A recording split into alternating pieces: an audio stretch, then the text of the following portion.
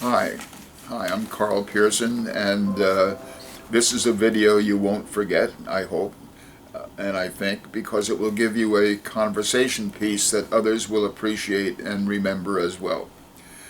Merriam-Webster Dictionary states that conversation piece is, quote, something such as a novel or unusual object that stimulates conversation, unquote. I believe that the origin of the word whistleblowing qualifies, or perhaps just qualifies. Whistleblowing, as you are undoubtedly aware, is protected under federal and state statutes, and for whistleblowers reporting income tax avoiders, the reward is between 15 and 30%, depending on three factors.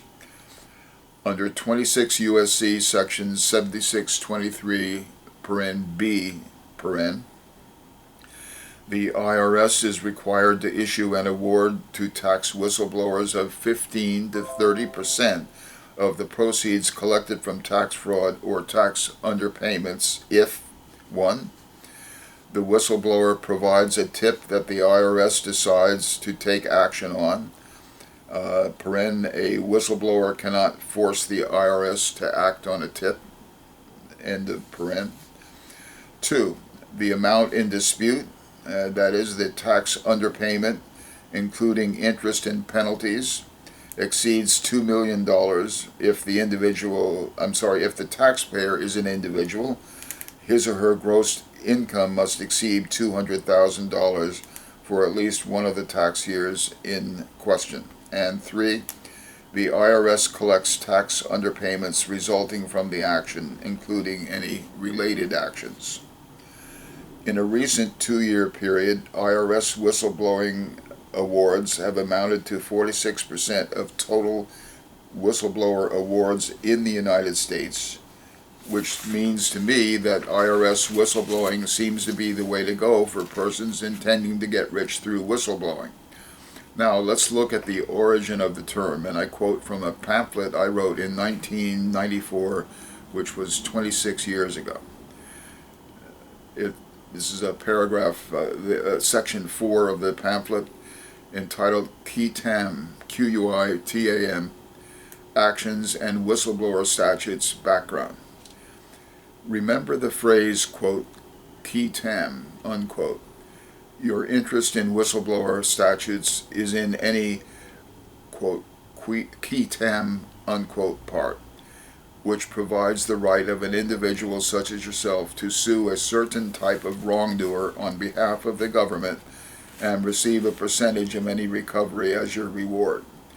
A 1903 New Jersey statute could have been the origin of the term, quote, whistleblower statute, unquote, which various statutes are now called, which relate to protection or incentives for those who report wrongdoing to the government.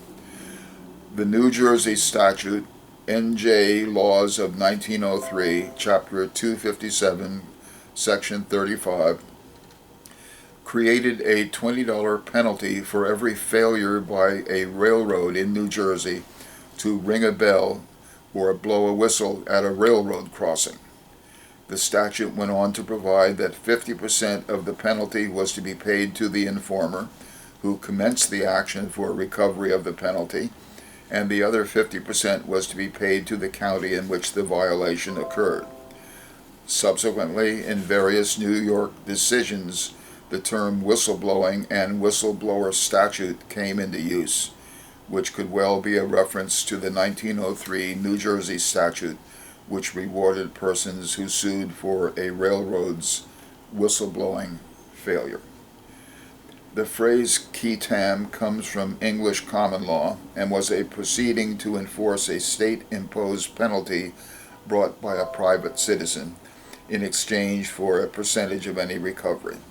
Quitam proceedings historically have been used as inducements for persons with knowledge of wrongdoing to come forth and tell the government what they know. Also, the phrase action by a common informer has been used by the New York courts as the equivalent of Quitam. The case cited was Adams v. Dick, 103 Miss 259, Supreme Court, New York County, 1918. That's the end of my section in the pamphlet.